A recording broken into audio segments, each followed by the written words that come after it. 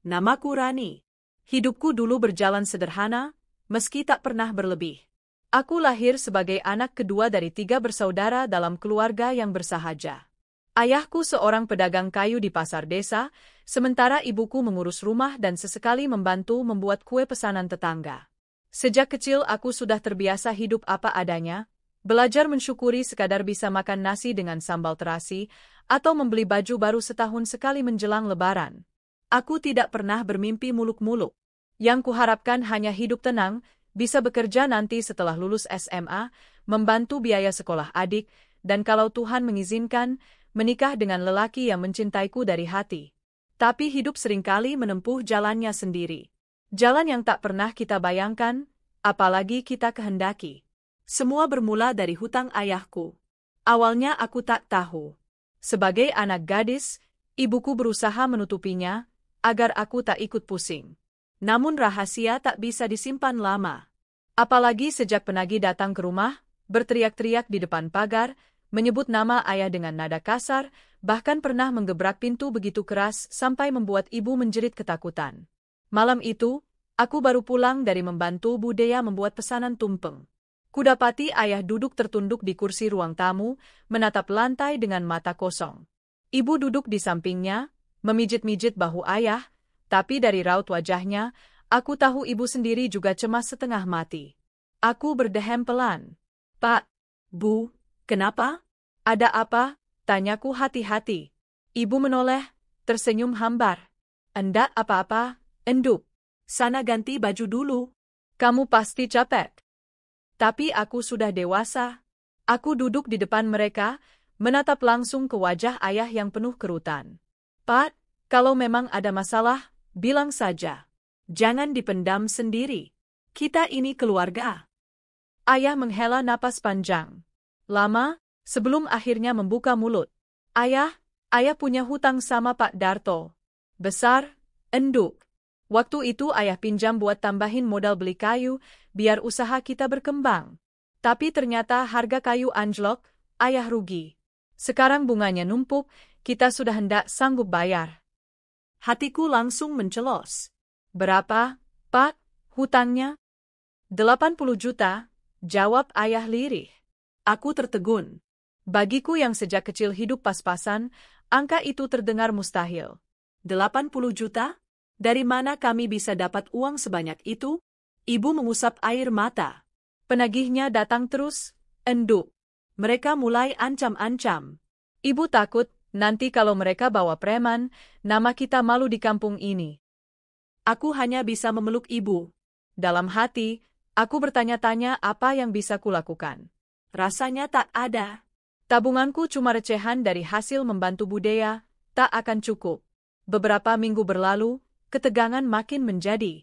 Hingga suatu sore, ayah dan ibu memanggilku duduk di ruang tamu dengan wajah yang tidak biasanya. Rani, kata ayah, menatapku dalam. Ada yang ingin ayah bicarakan. Ini berat buat kamu. Tapi ini jalan satu-satunya biar keluarga kita ndak hancur. Aku menelan ludah. Apa, Pak? Ada seorang saudagar kaya. Namanya Pak Arif. Kamu pasti pernah dengar. Dia punya toko material besar di kota. Dia tertarik sama kamu. Dia bilang mau menikahimu. Aku terdiam. Pak Arif? Bukankah dia sudah punya istri? Ibu cepat-cepat memotong. Iya, memang dia sudah punya istri. Tapi katanya istrinya setuju, toh di agama kita laki-laki boleh punya istri lebih dari satu. Yang penting dia mau menanggung semua hutang kita. Bahkan katanya nanti mau bantu biaya kuliah adikmu. Aku menatap wajah kedua orang tuaku bergantian. Dalam hati, terasa seperti ada batu besar yang menghantam dadaku. Jadi, bapak ibu mau aku jadi istri kedua? Hanya supaya hutang kita lunas. Ibu menggenggam tanganku erat. Nak, ibu hendak tega. Tapi kalau hendak begini, mau bagaimana? Kita bisa diusir dari rumah ini, bisa dipermalukan di kampung. Kamu anak yang paling dewasa, paling ngerti. Kami mohon, demi keluarga kita. Air mataku mulai menetes. Aku berusaha menahan tangis, tapi tak sanggup. Aku pengen nikah sama orang yang cinta sama aku, Bu. Bukan dijual begitu. Ayah langsung menunduk, suaranya serak. Maafkan ayah, enduk. Ayah gagal jadi kepala keluarga. Kalau saja ayah lebih pandai mengelola usaha, kamu ndak akan sampai harus kayak gini. Malam itu, aku menangis sepanjang malam di kamarku. Menatap langit-langit kamar yang penuh tempelan kertas doa-doa kecil yang kutulis sejak SMA. Semoga dapat jodoh baik, semoga keluarga bahagia, semoga hidup tercukupi. Doa-doa itu terasa menertawaiku. Aku sadar, apapun pilihanku akan melukai hatiku sendiri. Tapi kalau aku menolak, keluargaku akan jatuh lebih dalam, rumah bisa disita, ayah bisa dipermalukan, adikku tak bisa sekolah.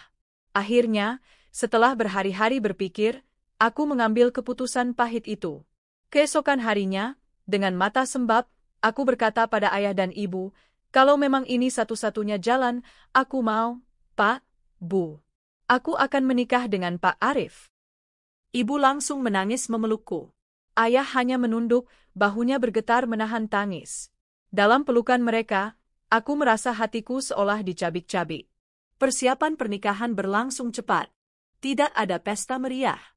Hanya akad sederhana di rumah Pak Arif, dihadiri keluarga kami dan beberapa kerabat dekatnya. Aku mengenakan kebaya putih polos yang kupinjam dari Budaya, dengan riasan tipis yang menutupi mataku yang sembab. Saat duduk bersisian dengan Pak Arif untuk ijab kabul, hatiku terasa keluh. Seharusnya ini jadi hari bahagia dalam hidupku, tapi malah terasa seperti hukuman. Pak Arif sendiri tampak tenang. Dia lelaki berusia sekitar 45 tahun, hampir 2 kali usiaku, perutnya buncit, wajahnya mulai keriput, tapi penampilannya rapi dan wangi. Dia menatapku dengan senyum tipis, entah senyum tulus atau hanya kebanggaan karena berhasil membeli gadis muda sepertiku. Istrinya, Bu Mira, berdiri tak jauh dari kami. Dia mengenakan kebaya hijau tua dengan perhiasan emas mencolok. Dia sesekali menatapku dengan senyum aneh, senyum yang tak bisa kutafsirkan apakah itu ikhlas atau sekadar basa-basi. Saat akad selesai dan semua mengucapkan selamat, Bu Mira menghampiriku, menggenggam tanganku erat. Selamat ya, Dek Rani. Sekarang kita resmi jadi keluarga. Aku memaksakan senyum. Terima kasih, Bu. Dalam genggamannya, kurasakan tekanan jari-jarinya begitu kuat, hampir menyakitkan. Entah mengandung ancaman atau sekadar keangkuhan, aku tak tahu. Tapi firasatku tak enak. Malamnya, aku menatap bayanganku di cermin kamar yang kini menjadi kamarku di rumah Pak Arif. Ruangan itu besar, ranjangnya megah, lemari pakaian berukir, lampu gantung kristal. Tapi semua kemewahan itu tak bisa menutupi betapa kosongnya hatiku. Aku meraba cincin emas di jariku, cincin yang menandakan aku kini istri sah Pak Arif, istri kedua, tepatnya. Aku memejamkan mata, menahan air mata yang lagi-lagi mengalir. Dalam hati aku berdoa, Tuhan, beri aku kekuatan. Kalau ini memang jalanku, tolong jaga aku. Jangan biarkan hatiku mati di sini. Hari-hari pertama menjadi istri kedua kulalui dengan canggung. Bu Mira bersikap manis di depan Pak Arif, bahkan sering merangkulku saat kami duduk bertiga. Tapi ketika suaminya sibuk dengan urusan toko atau pergi dinas, sikapnya berubah. Dia mulai memberiku pekerjaan-pekerjaan kecil, menata bunga di ruang tamu, membersihkan rak piring, hingga menyetrika baju suaminya.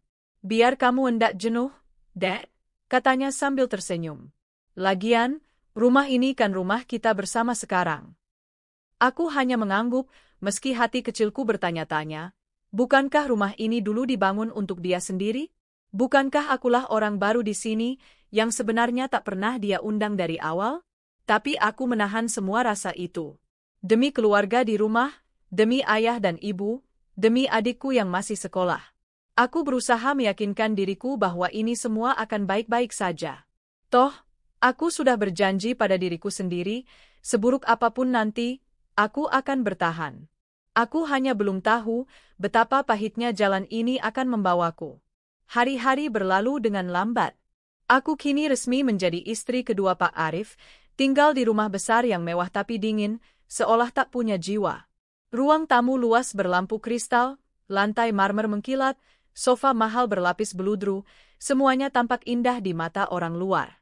Tapi untukku, Setiap sudut rumah ini seperti menatapku sinis, mengingatkanku bahwa aku hanya tamu yang diperbolehkan tinggal di sini atas kemurahan hati pemilik sejati, Bu Mira. Awalnya, aku berusaha keras menempatkan diri. Aku sadar betul siapa diriku di sini. Aku istri kedua, pendatang baru dalam rumah tangga mereka. Maka kutekankan dalam hati, jangan merebut perhatian, jangan terlalu banyak menuntut, jangan pula melawan. Aku ingin menjalani hari-hari dengan tenang. Kalaupun tidak bahagia, setidaknya damai. Tapi ternyata itu hanya harapan kosong. Pagi-pagi sekali, aku sudah bangun untuk membantu menyiapkan sarapan. Meski ada pembantu bernama Siti yang bekerja di rumah ini, Bu Mira entah kenapa lebih suka menyuruhku langsung. "Dek Rani," panggilnya dari ambang pintu dapur suatu pagi. Senyum tipisnya menampakkan deretan gigi rapi yang tak bisa kutebak maksudnya.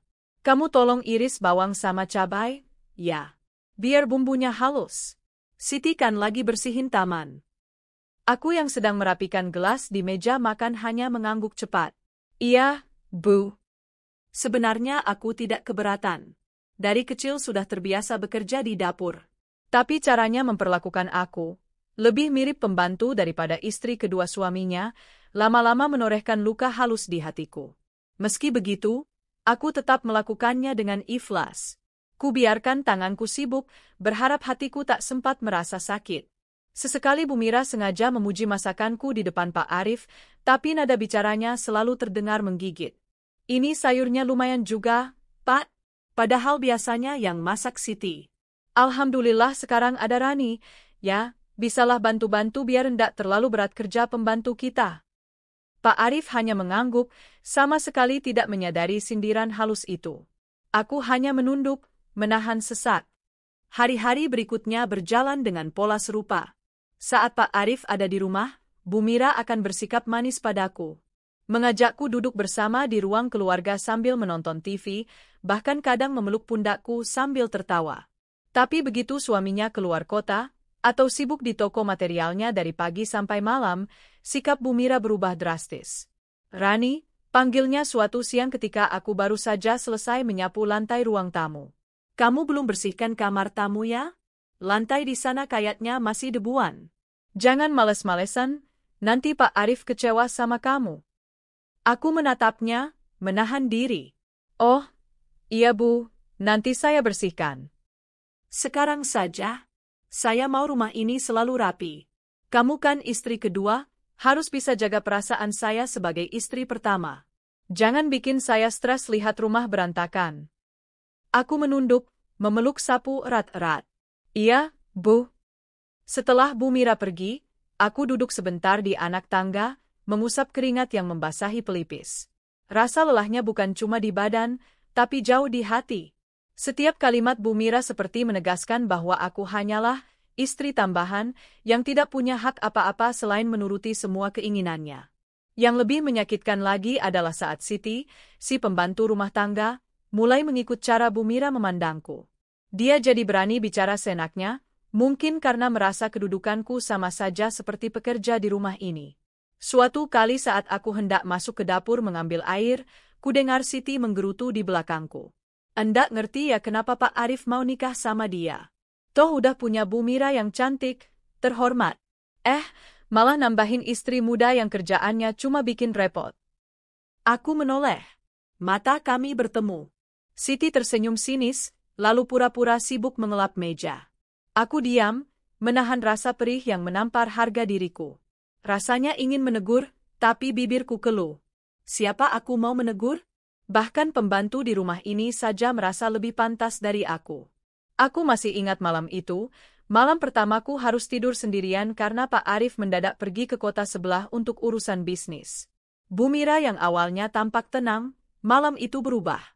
Saat makan malam hanya berdua denganku, dia menatapku lama sekali. Sendok di tangannya berhenti bergerak, sementara matanya menatapku dari ujung kepala sampai kaki. "Kamu tahu kan, Rani, kamu ini siapa di rumah ini?"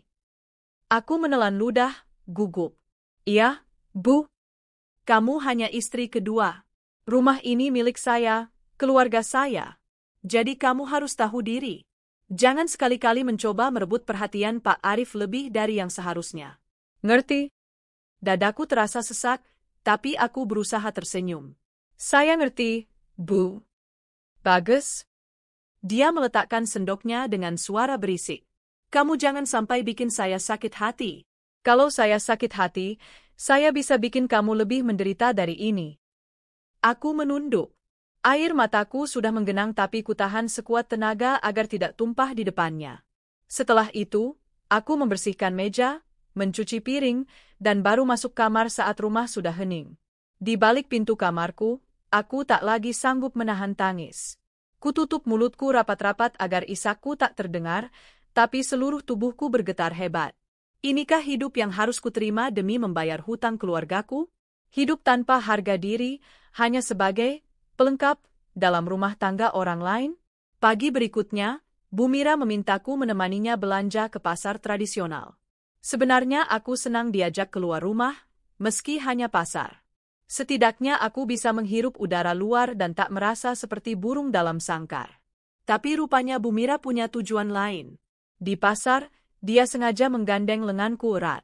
Pada awalnya aku kira ini baik, tapi ternyata hanya agar semua orang melihat bahwa akulah istri muda Pak Arif. Bu Mira tak henti-henti bercerita pada penjual ikan, penjual sayur, bahkan tukang parkir. Ini loh, Mbak, istri mudanya Pak Arif. Kasihan kan? Masih muda tapi mau dinikahi suami saya. Alhamdulillah rumah tangga kami rukunnya, asal yang muda bisa ngerti posisi. Orang-orang menatapku dengan macam-macam ekspresi. Ada yang mencibir, ada yang tertawa menahan gosip. Dadaku seperti diremas. Ingin rasanya menjerit bahwa ini semua bukan mauku. Bahwa aku menikah bukan karena matre, bukan karena ingin hidup mewah, tapi semata-mata karena aku tak punya pilihan lain. Tapi siapa yang peduli? Mereka hanya melihatku sebagai perempuan yang menumpang pada suami orang. Dalam perjalanan pulang, Bu Mira tertawa kecil. Lihat kan, orang-orang pasti pada iri. Kamu harusnya bersyukur, Rani. Banyak janda di luar sana yang pengin posisi kamu. Aku hanya diam. Tak sanggup menjawab. Di kepalaku hanya ada satu kata, sakit. Malam-malamku pun tak kalah pahit. Ketika Pak Arif tidur di kamarku, dia bersikap baik, menanyaiku soal keluargaku, sesekali membawakan hadiah kecil, selendang, gelang imitasi, atau buah tangan dari perjalanannya. Tapi di saat yang sama, rasanya semua itu hanya basa-basi. Hatiku tak pernah benar-benar berbunga. Aku merasa, bagi Pak Arif aku sekadar pelengkap, hiasan baru, dalam rumah tangganya. Yang lebih membuatku hancur, beberapa kali kudengar Bu Mira menangis tertahan di kamarnya sendiri. Meski dia jahat padaku, sebagai sesama perempuan, hatiku teriris juga. Aku membayangkan kalau aku di posisinya, ditambah perempuan lain dalam hidup suamiku, aku pasti juga hancur. Tapi apakah semua penderitaannya harus dilampiaskan padaku? Suatu malam saat aku akan mengambil air minum, aku berpapasan dengan Bu Mira di lorong. Matanya merah, wajahnya pucat. Dia menatapku tajam lalu mendesis, "Kamu puas ya, Rani? Sudah bikin saya kayak begini." Aku tertegun. "Enggak, Bu. Saya..." Belum sempat aku selesai bicara, dia sudah berjalan pergi sambil menutup wajahnya. Aku berdiri lama sekali di lorong itu, menggenggam gelas kosong, dada terasa panas. Ingin rasanya pergi jauh, ke tempat di mana tak ada siapapun yang mengenalku. Malam-malam sunyi itu sering kuisi dengan menulis di buku catatan kecil. Di sanalah kutumpahkan semua keluh kesahku. Tentang betapa sempitnya dunia seorang istri kedua, betapa pedihnya dilihat rendah, betapa remuknya harga diri dipermainkan orang lain. Aku menulis agar waras. Agar tak gila karena terus memendam.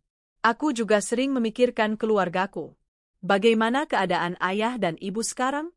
Hutang mereka sudah lunas, rumah tangga mereka lebih tenang. Tapi ketenangan mereka dibayar oleh hidupku yang tergadai. Kadang aku menangis sendiri, menyesali mengapa nasib menuntun kami ke jalan ini. Tapi di akhir tangisku, selalu kutemukan satu hal, kalau ini caraku menjaga nama baik keluarga, biarlah. Setidaknya penderitaanku seorang diri, tak menular pada mereka. Tapi entah sampai kapan aku bisa bertahan.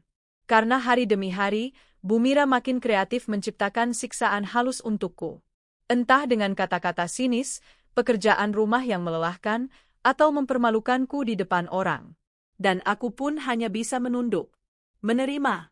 Karena dalam rumah ini, dalam pernikahan ini, aku tak punya kuasa apa-apa. Hari-hari dalam rumah megah itu semakin terasa sempit. Kalau dulu aku masih berusaha menghibur diri bahwa semua akan baik-baik saja, perlahan harapan itu sirna. Karena Bu Mira, istri pertama Pak Arif, tak pernah berhenti menciptakan alasan untuk membuat hidupku bagai neraka kecil. Setelah awal-awal hanya menyuruhku mengerjakan pekerjaan rumah yang sebenarnya tugas pembantu, sekarang dia mulai lebih terang-terangan menekanku. Suatu pagi, Bu Mira memanggilku ke ruang keluarga dengan suara tinggi yang membuat jantungku berdegup was-was. Dia duduk di sofa, kaki disilangkan, mengenakan daster sutra warna merah marun yang membuatnya tampak semakin angkuh. "Rani, sini," panggilnya. Aku menunduk dan mendekat. "Iya, Bu." Dia melemparkan sebuah kotak beludru hitam ke meja kaca di depannya. Kotak itu terbuka, menampilkan kalung emas berhias batu hijau. "Kamu tahu ini apa?" tanyanya dengan nada yang menuduh. Aku menatap kalung itu. Kalung Bu Mira, yang biasa dipakai kalau ke arisan. "Bagus. Berarti kamu tahu betul ini punyaku. Dan tahu tidak, kalung ini ditemukan Siti di bawah ranjang kamarmu tadi pagi." Aku terkejut. Mataku membesar. "Hah? Di kamarku? Saya ndak pernah lihat itu, Bu." "Sungguh?" Bu Mira mendengus sinis. "Ah, sudahlah. Jangan pura-pura. Saya ngerti kok, kamu pasti ngiler lihat emas. Wong kamu saja asalnya cuma anak kampung. Sekarang sudah jadi istri orang kaya, pikir bisa seenaknya ambil barang saya." "Saya ndak pernah ambil, Bu. Sungguh demi Allah. Mungkin Siti salah." "Cukup, hardiknya. Saya ndak mau ribet debat sama kamu. Kalau bukan kamu yang ambil, siapa lagi? Masa iya saya yang sembunyikan kalung saya sendiri di kamar istri kedua suami saya? Itu kan ndak masuk akal." Aku menelan ludah, tenggorokanku terasa perih. Air mata mulai berkaca-kaca. Tapi aku tahu, menangis hanya akan membuatku tampak semakin lemah. "Saya mohon Bu, jangan suuzon sama saya. Saya benar-benar hendak pernah menyentuh kalung itu." Bu Mira menatapku lama, kemudian mengibaskan tangannya seolah mengusir lalat. "Sudah, angkat sana. Kamu bikin saya pusing. Nanti sore, bersihkan gudang belakang. Si Siti lagi sakit kepala, kamu gantikan dia." Aku membungkuk, menahan tangis. "Iya, Bu." Aku melangkah pergi dengan kepala menunduk. Begitu sampai di kamar, barulah tangis yang kutahan sejak tadi pecah. Kupeluk bantal, mencoba meredam suara isakku. Sungguh, betapa mudahnya harga diriku diinjak hanya karena posisiku sebagai istri kedua. Sejak kejadian itu, Bu Mira tampak makin percaya diri untuk menindasku. Beberapa kali dia sengaja memanggilku saat aku sedang makan siang, hanya untuk menyuruh hal sepele. Memindahkan pot bunga, menata ulang kursi tamu, atau membersihkan kaca jendela yang sebenarnya sudah bersih. Jika aku bilang akan kulakukan nanti setelah selesai makan, dia akan menaikkan alisnya tajam. "Nanti? Kalau nanti kamu keburu malas, terus siapa yang kerjakan? Kalau mau enak, jangan mau jadi istri kedua." Seketika itu juga seleraku menghilang. Aku meletakkan sendok dan langsung bergegas mengerjakan perintahnya. Tapi penderitaan tak berhenti di situ. Bu Mira mulai mempermainkanku di depan Pak Arif.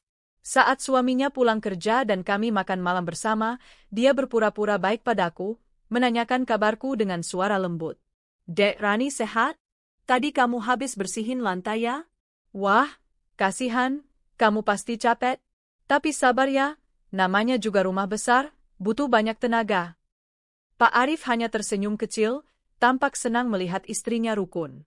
Sementara aku memaksakan senyum, meski hatiku merintih. Padahal baru tadi siang Bu Mira memarahiku karena piring makan Pak Arif sedikit berdebu. Kontras sekali dengan kelembutannya di depan suaminya. Kadang aku ingin sekali mengatakan pada Pak Arif, mengadu tentang semua perlakuan Bu Mira padaku. Tapi lidahku keluh. Aku tak mau membuat rumah tangga ini retak lebih parah. Lagi pula, apa Pak Arif akan membela aku?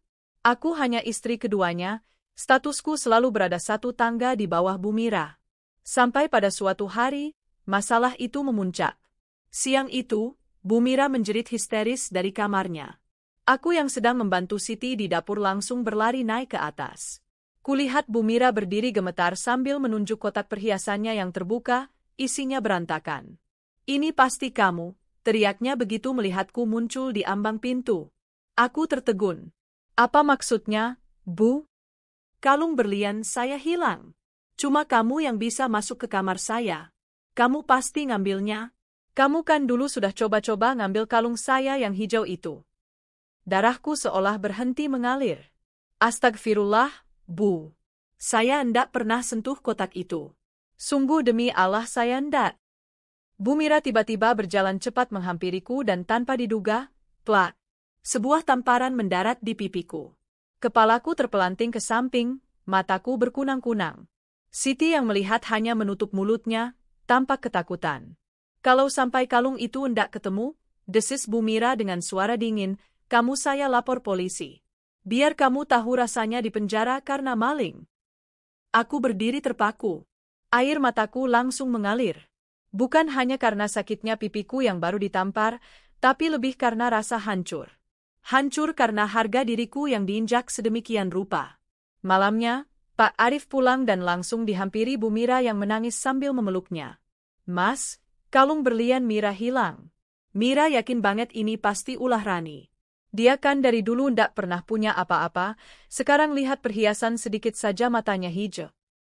Aku hanya berdiri di sudut ruang tamu, gemetar. Pak Arif menatapku dengan dahi berkerut.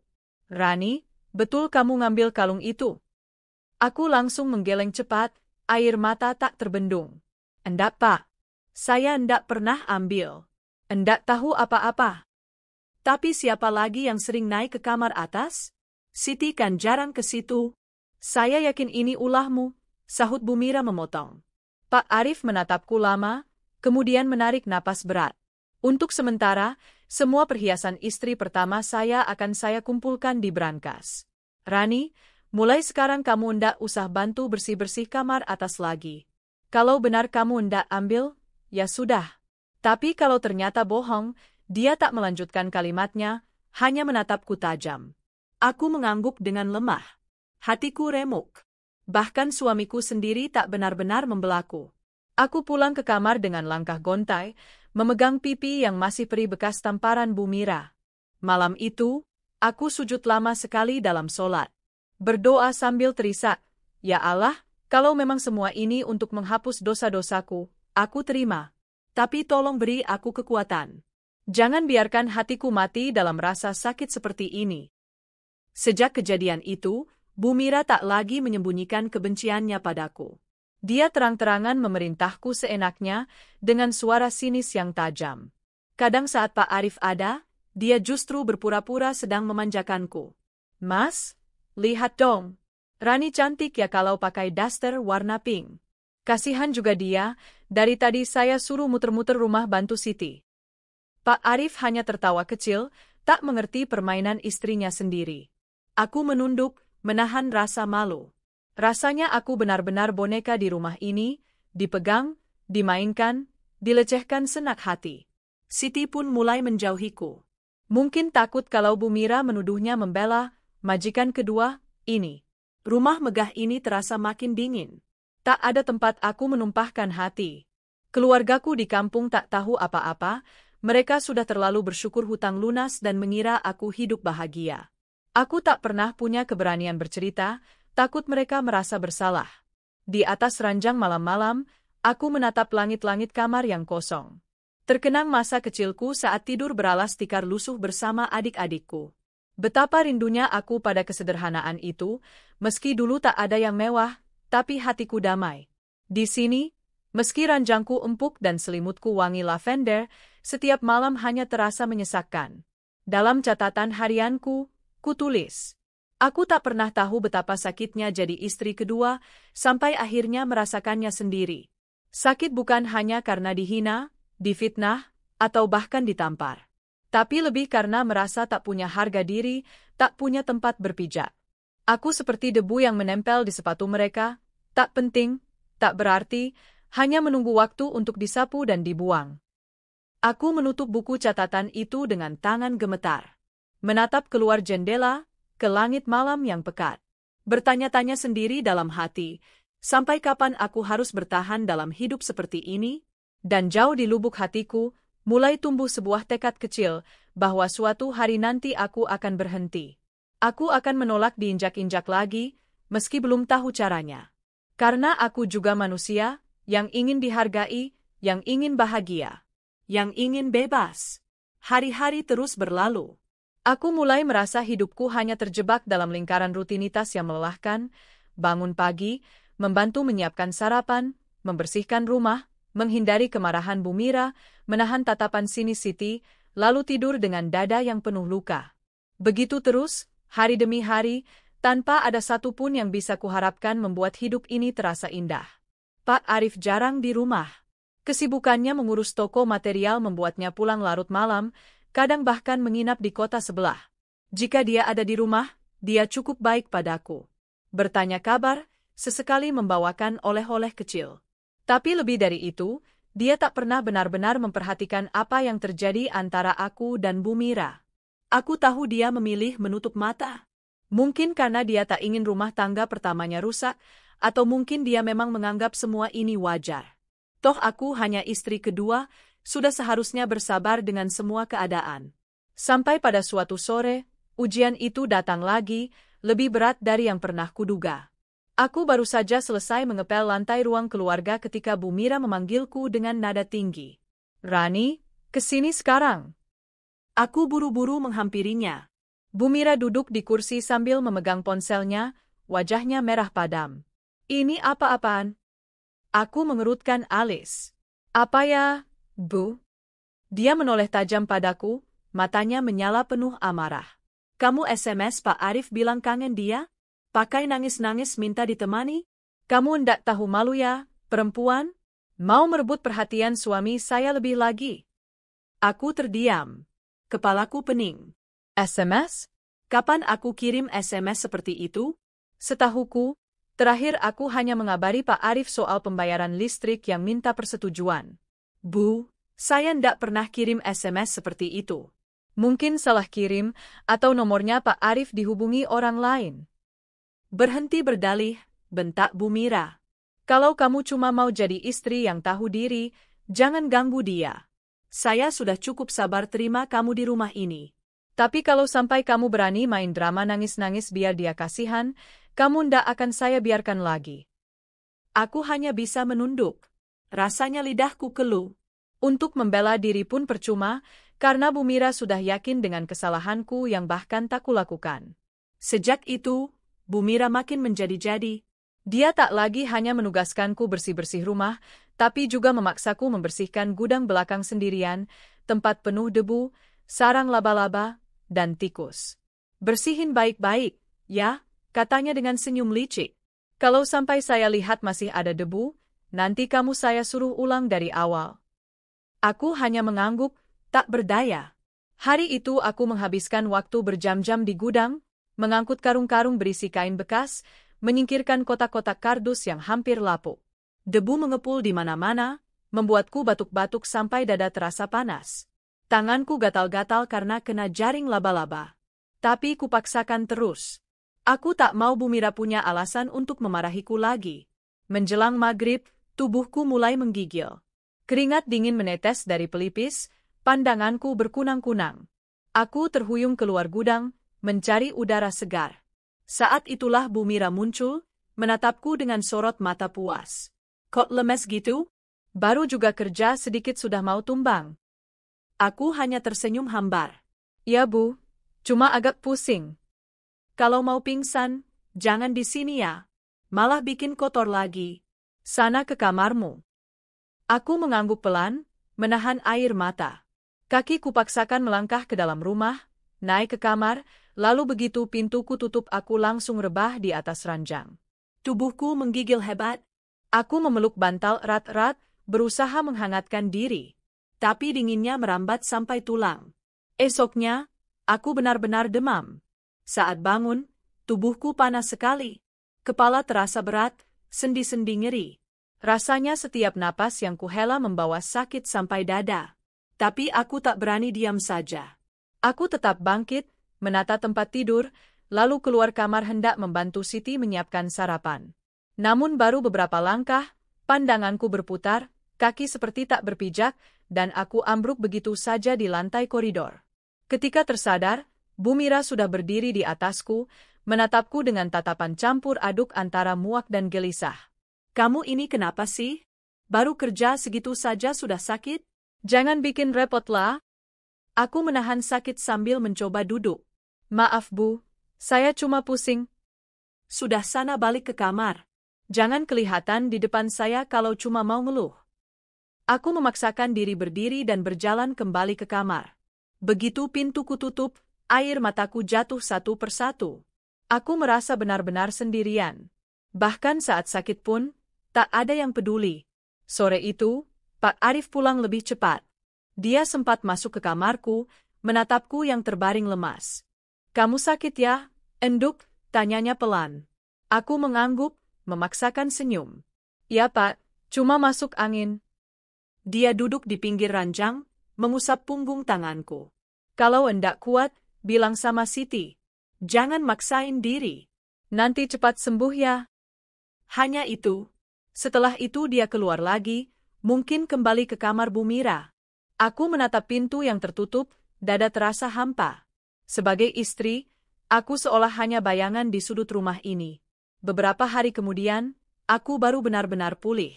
Tapi kelelahan batin yang selama ini kupendam tampaknya sudah mulai menumpuk. Malam-malamku selalu diwarnai mimpi buruk. Kadang aku bermimpi Pak Arif memarahiku karena mencuri, kadang Bu Mira menarik rambutku dan menyeretku keluar rumah. Saat bangun, jantungku berdegup kencang dan tubuhku basah oleh keringat dingin. Hingga suatu malam, setelah terbangun dari mimpi buruk, aku duduk memeluk lutut di atas ranjang. Hanya ditemani lampu tidur temaram, aku memandang jauh ke dinding. Dan untuk pertama kalinya, pertanyaan itu muncul lagi di kepalaku, pertanyaan yang dulu sering kutepis karena merasa tak berhak. Kenapa aku harus terus bertahan? Aku menghela napas panjang. Ingat orang tuaku di kampung. Bukankah dulu aku rela menikah demi mereka? Bukankah sekarang hutang mereka sudah lunas, kehidupan mereka sudah lebih tenang? Lalu mengapa aku masih harus memikul semua ini sendiri? Kututup wajah dengan kedua telapak tangan, air mataku mengalir deras. Dalam tangis, kuucapkan lirih, "Ya Allah, saya ndak kuat lagi. Kalau memang jalan saya bukan di sini, tolong tunjukkan jalan keluar." Sejak malam itu, aku mulai berpikir lebih jauh. Tiap kali Bu Mira memerintahku dengan nada kasar, atau Siti menatapku meremehkan, hatiku sudah tak lagi semudah itu remuk.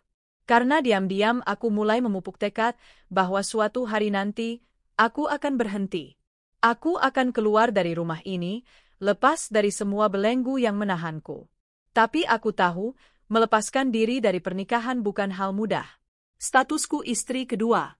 Dalam adat kami, menceraikan diri sendiri sering dianggap aib. Apalagi orang tuaku dulu sampai merendahkan hati memohon agar aku mau dinikahi Pak Arif demi menutupi hutang mereka. Bukankah aku akan mengecewakan mereka kalau tiba-tiba pulang dengan membawa gelar janda? Namun di sisi lain, bukankah hidupku juga milikku? Bukankah kebahagiaanku adalah hakku?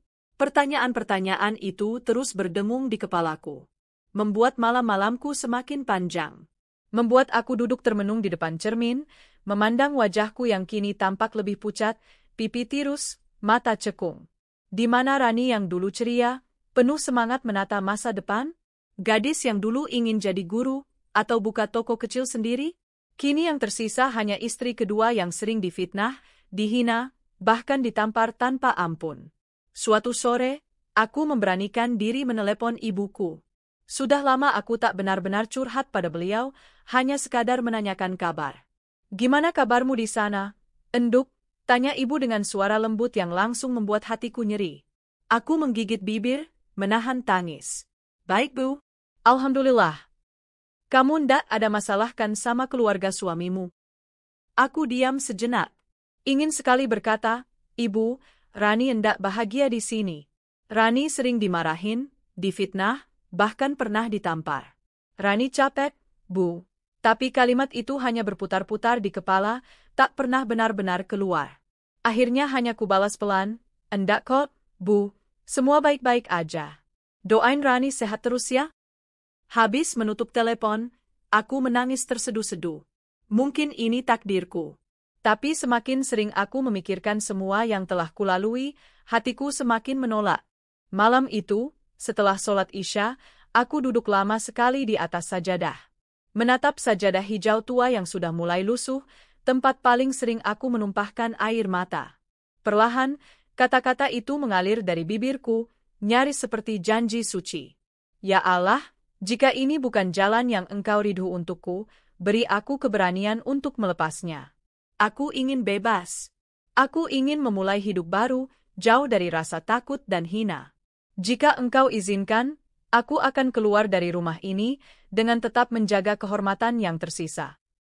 Entah kenapa, begitu mengucapkan doa itu, dadaku terasa lebih lapang. Seolah beban yang selama ini menekanku mulai sedikit terangkat. Malam itu aku tidur dengan lebih tenang. Meski besok pagi pasti sikap Bu Mira tak akan berubah, tapi di dalam hati kecilku, sudah tumbuh benih harapan bahwa suatu hari aku akan mengakhiri semua ini. Dan aku akan hidup, benar-benar hidup, tanpa bayang-bayang istri kedua yang selalu menghantuiku. Hari itu langit mendung. Kabut tipis menggantung di atas perbukitan belakang rumah. Tapi bagiku, yang paling mendung adalah hatiku. Bukan karena cuaca, melainkan karena keputusan yang telah bulat dalam pikiranku. Aku harus pergi.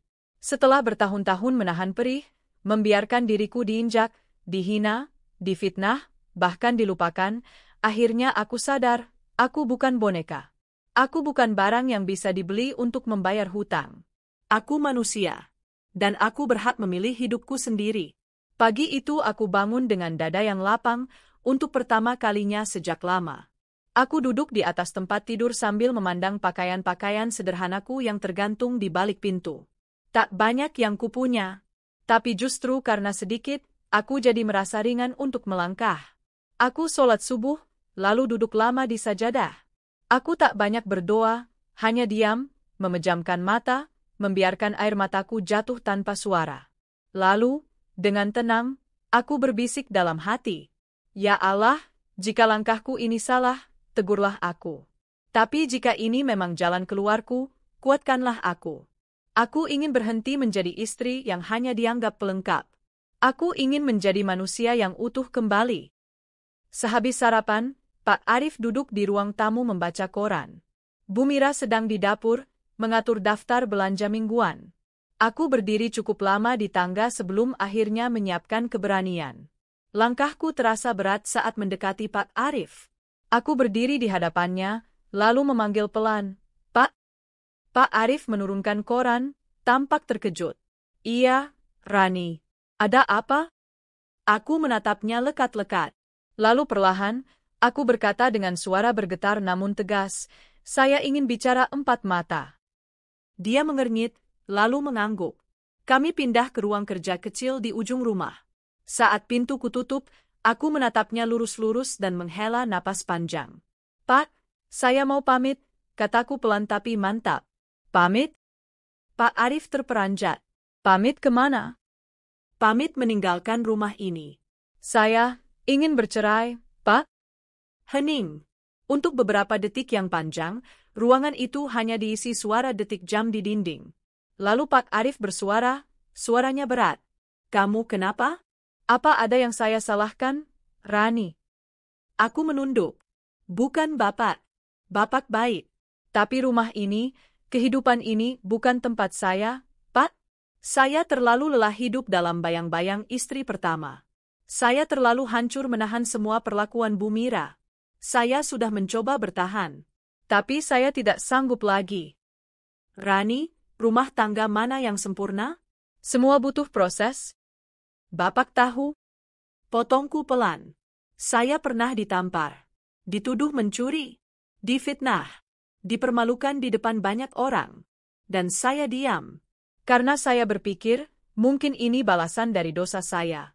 Tapi saya sudah terlalu sering menghapus air mata hanya untuk menjaga nama baik keluarga. Sementara hati saya hancur perlahan." Pak Arif terdiam. Wajahnya memucat. Bibirnya hendak berkata sesuatu, Tapi tak ada suara yang keluar. Saya tidak menyalahkan Bapak, lanjutku. Saya tahu, Bapak pun terjebak di antara dua sisi. Tapi saya tidak ingin menjadi duri dalam rumah tangga orang. Saya ingin hidup damai. Saya ingin memulai dari nol lagi. Saya tidak ingin mati dalam keadaan tak pernah benar-benar hidup. Kalau kamu pergi, kamu mau kemana? Aku tersenyum tipis. Saya akan kembali ke kampung. Mungkin buka usaha kecil. Mulai dari apa saja yang saya bisa. Pak Arif menatapku, lalu mengangguk sangat pelan. Kalau itu keputusanmu, saya tidak akan menahanmu, Rani. Saya minta maaf. Aku menahan air mata. Terima kasih, Pak. Bapak pernah menyelamatkan keluarga saya dari kehancuran. Tapi sekarang, izinkan saya menyelamatkan diri saya sendiri. Bu Mira murka saat mendengar keputusan itu. Pergi? Seenaknya kamu datang, seenaknya kamu pergi? Kamu kira kamu siapa? Bentaknya sambil menuding wajahku. Aku hanya diam. Tidak ada lagi kemarahan dalam dadaku. Yang tersisa hanya kelelahan dan keteguhan hati. Kamu takut, ya? Takut karena saya tegas? Karena kamu sudah tidak bisa mempermainkan suami saya. Aku menggeleng. Saya pergi bukan karena takut. Tapi karena saya tahu, ini bukan tempat saya. Kalau kamu keluar dari rumah ini, kamu tidak akan punya apa-apa. Aku menatapnya tenang. Memang dari awal saya tidak membawa apa-apa. Dan saya tidak akan membawa apa-apa pula. Tapi saya akan membawa satu hal yang selama ini saya buang di sini, harga diri saya. Bu Mira terdiam. Wajahnya memerah. Tapi aku tak peduli. Aku sudah cukup lama diam. Kini saatnya aku berdiri untuk diriku sendiri. Sore itu aku mengemas semua barangku dalam satu koper kecil. Hanya beberapa pasang baju, jilbab, buku catatan harian, dan sebuah sajadah. Tak banyak, tapi cukup untuk memulai kembali. Pak Arif mengantarku ke terminal. Tak banyak bicara. Tapi aku tahu, dalam diamnya, ada penyesalan. Sesampainya di sana, aku menatapnya untuk terakhir kalinya. Terima kasih, Pak. Semoga rumah tangga Bapak tetap utuh. Dan semoga Bapak suatu hari nanti mengerti bahwa mencintai dua hati sekaligus tak pernah benar-benar membuat satu pun merasa utuh. Pak Arif mematung, lalu mengangguk pelan. Maafkan saya, Rani. Aku tersenyum. Saya sudah memaafkan, bahkan sebelum saya pergi. Aku naik ke bus dengan langkah ringan. Duduk di dekat jendela, aku melihat pemandangan kota yang mulai menggelap. Tapi bagiku, langit terasa terang. Karena untuk pertama kalinya dalam hidupku, aku memilih hidupku sendiri. Di kampung, ibu dan bapak kaget melihatku pulang. Tapi aku segera menjelaskan semuanya.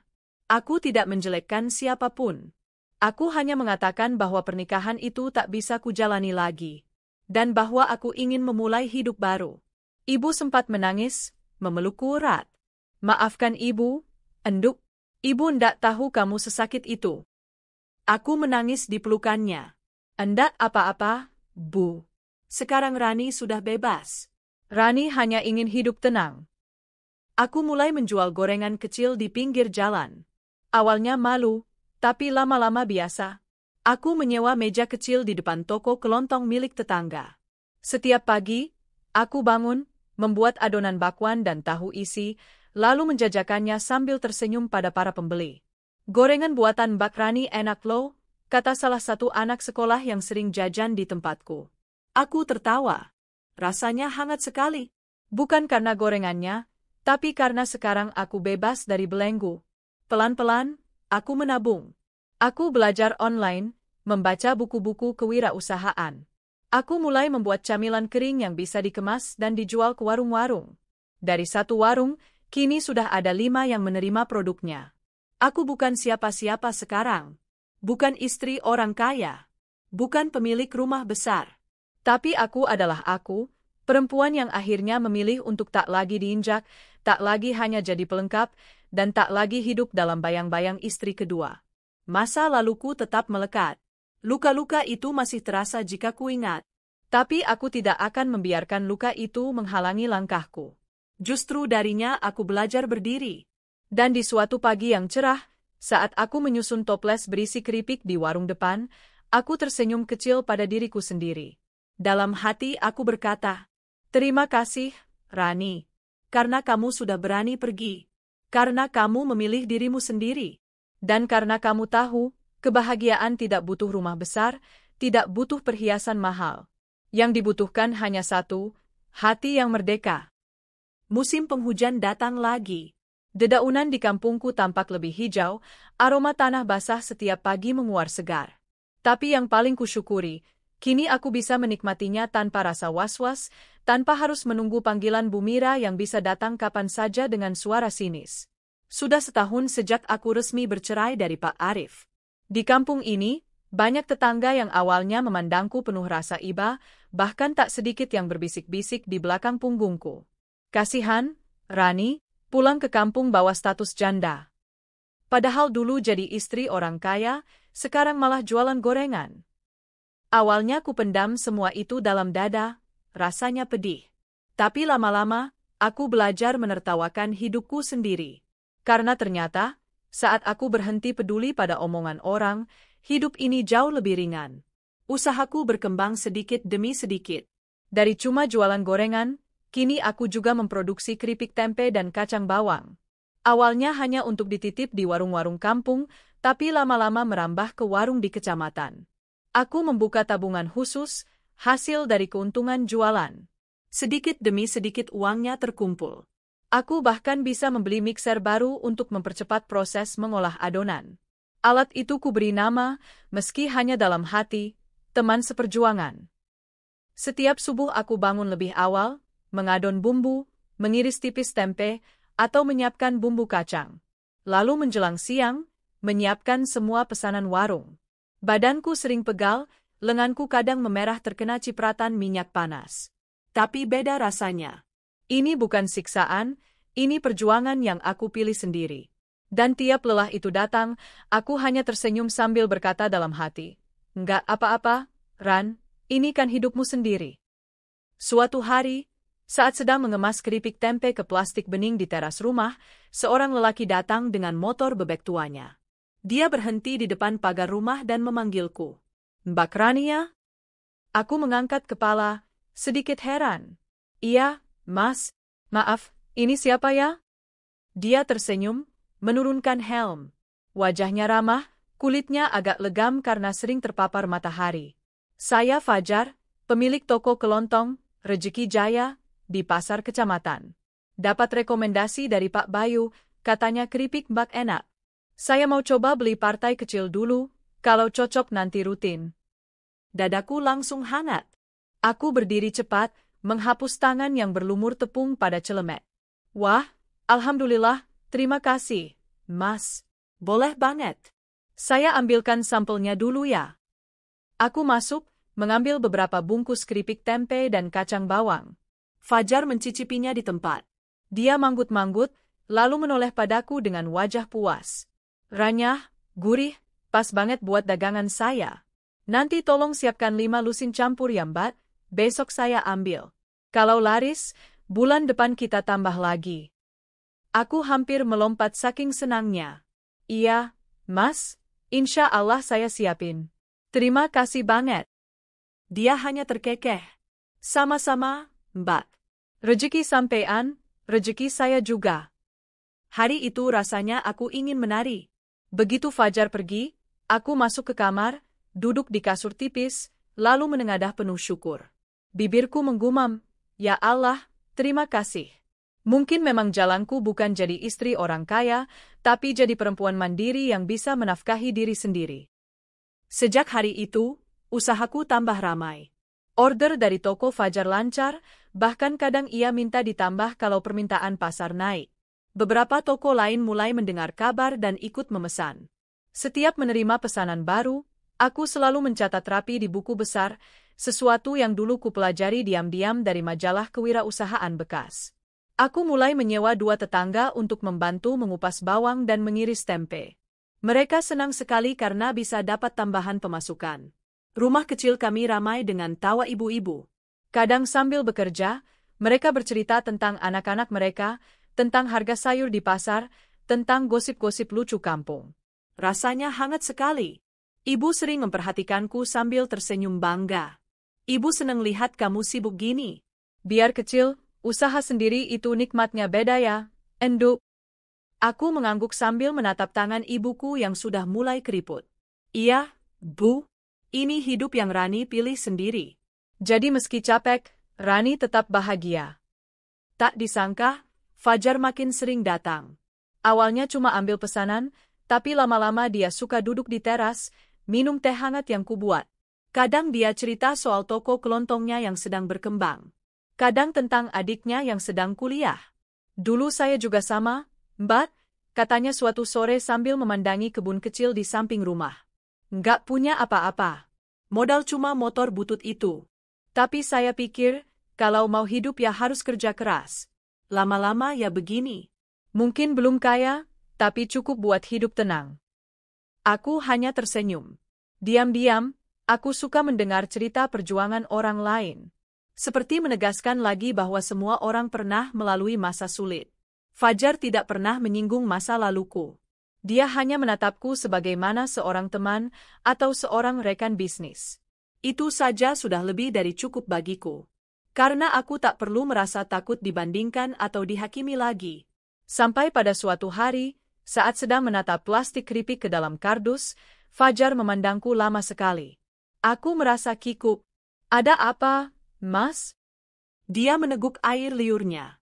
Lalu dengan wajah serius, dia berkata pelan, kalau saya boleh jujur, saya senang sekali bisa sering main ke sini. Saya merasa, rumah ini adem. Kamu orangnya sabar, tekun, dan kelihatan ikhlas banget jalani hidup. Aku tercekat. Hati kecilku menghangat, tapi aku berusaha menahan diri. Sudah terlalu sering aku berharap pada seseorang, lalu berakhir sakit hati. Jadi aku hanya tersenyum kecil. Terima kasih, Mas. Tapi jangan terlalu muji, nanti saya GR. Dia tertawa. Beneran, Mbak? Kalau nanti saya mau lebih sering datang, bukan cuma ambil pesanan, tapi juga ketemu kamu, boleh ya? Aku terdiam. Dada berdebar tak karuan. Kutatap matanya.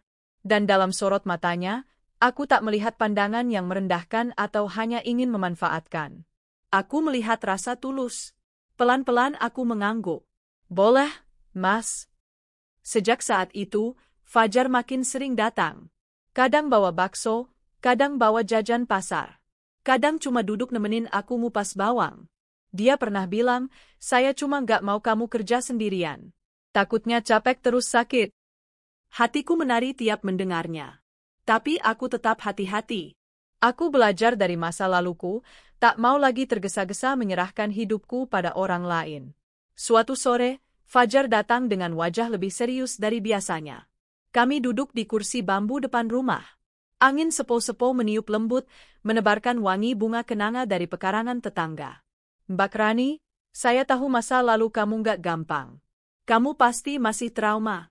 Tapi kalau nanti kamu sudah siap, saya ingin serius sama kamu. Saya janji nggak akan pernah membuatmu merasa seperti bayangan siapa-siapa.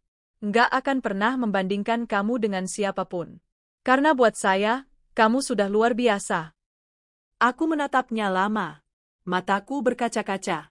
Untuk pertama kalinya, aku merasa dilihat bukan sebagai janda, bukan sebagai mantan istri kedua, tapi sebagai Rani saja. Perempuan biasa yang bekerja keras untuk hidupnya. Mas, saya nggak mau buru-buru. Saya masih ingin berdiri dengan kaki saya sendiri dulu. Tapi, terima kasih sudah sabar nunggu saya. Dan kalau Allah merestui, saya juga ingin punya masa depan yang baik, bersama orang yang baik. Fajar mengangguk mantap. Nggak apa-apa. Saya tunggu. Sekuat yang kamu mau. Di kamarku malam itu, aku duduk menatap cermin lama. Rambutku berantakan, ada sisa tepung di pipi. Tapi aku tersenyum. Dalam refleksi itu, aku melihat bukan lagi perempuan yang menangis di pojok ranjang, takut pada jeritan istri pertama. Bukan lagi perempuan yang menelan tuduhan mencuri perhiasan. Bukan lagi istri muda yang harus mengalah demi kehormatan keluarga. Yang kulihat adalah aku, perempuan yang pernah hancur tapi memilih bangkit, meski dari bawah. yang mulai merangkai mimpinya sendiri, tanpa bayang-bayang siapapun. Dan malam itu, aku menulis di buku catatan yang selalu kusembunyikan di bawah bantal. Aku bersyukur atas segala luka yang pernah datang. Karena ternyata, dari luka-luka itulah aku belajar menghargai setiap tawa yang sekarang hadir. Aku mungkin tak punya rumah besar, tak punya perhiasan, tak punya gelar kehormatan. Tapi aku punya hati yang merdeka, usaha yang jujur, dan harapan yang pelan-pelan tumbuh lagi. Itu cukup untuk membuatku utuh. Tak terasa 2 tahun telah berlalu sejak aku pertama kali pulang ke kampung ini. 2 tahun sejak aku mengemasi semua luka dan pergi meninggalkan rumah besar, melepaskan gelar istri kedua yang dulu bagai jerat di leherku. 2 tahun sejak aku memutuskan memulai hidup baru meski dari titik paling bawah. Dan lihatlah diriku sekarang. Pagi ini aku sibuk mengikat plastik-plastik keripik tempe, kacang bawang, dan rengginang yang sudah dimasukkan ke dalam kardus pesanan. 2 perempuan tetanggaku, Bu Yanti dan Bu Darmi, tertawa-tawa sambil membantu mengemas. Ibu di dapur sedang membuat teh manis untuk mereka. Rumah kecil kami penuh suara ramai. Siapa sangka, rumah yang dulu sunyi karena hanya menampung tangisku setiap malam, kini justru hangat oleh canda tawa. Alhamdulillah, Mbak Rani, pesanan sampean makin banyak aja. Endak sia-sia sabar ya, dulu sempat jatuh banget sekarang malah bangkit, celetuk Bu Darmi. Aku hanya tersenyum lebar. Iya Bu, ini semua karena Allah juga. Kalau endak dikasih ujian dulu, mungkin saya endak akan sampai di sini. Selesai membungkus, Bu Yanti dan Bu Darmi pamit pulang. Mereka menenteng sedikit upah dalam amplop coklat yang kuberikan. Makasih ya, Mbak. Besok kalau butuh, bilang aja. Siap bantu lagi, kata mereka berdua hampir bersamaan. Aku melambaikan tangan. Begitu mereka pergi, aku menatap tumpukan kardus yang siap diangkut fajar sore nanti. Hati rasanya mengembang. Siapa sangka, keripik tempe dan kacang bawang yang dulu cuma coba-coba dijual di warung kampung, sekarang rutin dikirim ke belasan toko kelontong hingga pasar kabupaten. Kadang ada acara hajatan besar pesan snack ribuan bungkus. Allah memang maha baik. Fajar datang seperti biasa sore itu. Dia menurunkan kardus-kardus kosong dari mobil baknya, lalu membantuku menaikkan kardus berisi dagangan. Setelah selesai, dia duduk di bangku bambu depan rumah, mengusap keringat di lehernya. Aku mengantarkan segelas es teh manis. Dia menerimanya sambil tersenyum. Capek ya, Mas? Enggak, kok. Kalau sama kamu, malah rasanya semangat terus, jawabnya, membuat pipiku memanas. Sejak setahun lalu, setelah cukup lama kami saling mengenal dan menguatkan, Fajar resmi melamarku. Tapi kami sepakat tak mau menggelar pesta besar. Hanya akad sederhana di rumah ini, disaksikan keluarga dekat dan beberapa tetangga. Fajar juga tak menuntut macam-macam. Dia hanya ingin aku mendampinginya sebagai partner, bukan sebagai bayangan siapa-siapa. Kalau kamu mau dagang, terusin. Aku bangga punya istri yang kerja keras. Aku bisa bantu pas ngantar-ngantar. Kita bagi rejeki sama-sama ya, katanya waktu itu. Itulah yang membuatku mantap menerima lamaran Fajar. Karena dia tak pernah menuntut aku menjadi sempurna, tak pernah mengungkit masa laluku, tak pernah membuatku merasa hanya pelengkap hidupnya. Bersamanya, aku merasa aman. Malam itu setelah makan, aku duduk di teras rumah. Fajar duduk di sampingku, kami sama-sama menikmati semilir angin. Lampu jalan memancarkan cahaya temaram, memantul di dedaunan mangga depan rumah. Dari jauh terdengar suara jangkrik bersahutan. Senengnya, Mas, hidup kita meski sederhana tapi tenang, kataku tiba-tiba. Fajar menoleh, menatapku penuh rasa sayang. Iya, Enduk. Kamu endak pernah nuntut yang aneh-aneh. Endak pernah minta dibelikan emas, endak merengek minta rumah mewah. Cukup bisa kerja bareng, makan bareng, itu sudah bikin aku bahagia. Aku tersenyum. Dalam hatiku terucap syukur. Dulu aku pikir kebahagiaan hanya datang kalau hidup mewah, punya banyak uang, pakai emas berlapis-lapis. Tapi ternyata, kebahagiaan itu sesederhana merasa diterima apa adanya. Fajar menggenggam tanganku. Kalau nanti usaha ini makin besar, kita nabungnya. Biar bisa umroh bareng. Mataku langsung berkaca-kaca. Iya Mas, itu juga impian saya. Beberapa hari kemudian, aku mendapat kabar yang membuatku semakin yakin jalan hidupku kini sudah jauh lebih baik. Sore itu aku baru selesai menata keripik ketika HP-ku berdering. Nomor tak dikenal muncul di layar. Assalamualaikum, Mbak Rani. Waalaikumsalam. Betul, ini Rani. Saya Sinta, pemilik toko sumber sari di kota. Saya dengar dari Pak Fajar keripik sampean enak. Boleh kirim sampel? Kalau cocok, nanti kita order rutin. Aku langsung menahan napas saking senangnya. Masya Allah, iya Bu, tentu saja boleh. Saya antar sampelnya besok ya. Sinta tertawa kecil. Iya Mbak, makasih banget. Nanti kalau cocok, kita kerjasama jangka panjang. Begitu teleponku tutup, aku melompat kegirangan. Fajar yang baru saja datang membawakan jeriken minyak langsung kebingungan. Lolo, kenapa kamu joget-joget gitu? Aku menubruknya, memeluk erat. Mas, ada toko besar di kota mau kerjasama sama kita. Alhamdulillah. Fajar mengusap kepalaku. Rezekimu makin deras, enduk. Allah hendak tidur. Dia lihat kamu sabar banget dulu, makanya sekarang dibayar kontan. Air mataku mengalir. Bukan karena sedih, tapi karena lega. Karena dulu aku takut tak akan pernah punya hidup yang layak setelah menjadi istri kedua. Takut dicap janda yang tak laku. Tapi ternyata Allah lebih tahu mana yang terbaik. Suatu malam, setelah semua pekerja pulang dan rumah sunyi, aku duduk di teras memandangi bintang. Fajar datang membawa 2 gelas susu hangat, lalu duduk di sampingku. Dia tak banyak bicara, hanya menggenggam tanganku. Tapi dalam diam itu, ada ribuan kata yang kutangkap. Aku bersandar di bahunya, merasakan dadanya naik turun. Hatiku penuh. Endut, katanya akhirnya, suaranya pelan. Kamu pernah nyesel enggak, dulu ninggalin hidupmu yang pertama? Aku terdiam lama. Menatap langit yang luas, lalu menarik napas panjang. Dulu mungkin iya, Mas. Saya sering nangis malam-malam, mikir kenapa saya harus lahir di keluarga yang punya hutang, kenapa saya dipaksa nikah demi nutup utang itu, kenapa saya cuma jadi istri kedua yang selalu disiksa. Tapi lama-lama saya sadar, kalau ndak begitu, saya ndak akan sampai sini. Sampai di samping saya, godanya, menatap nakal. Aku tertawa sambil menepuk lengannya. Iya, sampai ketemu Mas Fajar, sampai bisa punya usaha sendiri, sampai bisa bantu ibu, sampai bisa merasa diri saya berharga lagi. Dulu saya pikir, harga diri saya habis waktu jadi istri kedua. Tapi ternyata Allah ngasih saya kesempatan kedua untuk buktiin, saya bisa berdiri sendiri. Fajar memelukku erat. Aku bangga banget sama kamu. Kamu perempuan paling kuat yang pernah aku kenal. Air mataku menetes lagi. Tapi kali ini bukan tangis getir. Ini tangis syukur, tangis lega, tangis karena akhirnya aku menemukan rumahku. Bukan bangunan bata, tapi seseorang yang mau menggenggam tanganku erat-erat, apapun masa laluku. Di penghujung malam, sebelum tidur, aku duduk di atas sajadah seperti dulu. Menengadahkan tangan, mengucap syukur panjang. Ya Allah, terima kasih Engkau sudah tuntun saya melewati jalan terjal.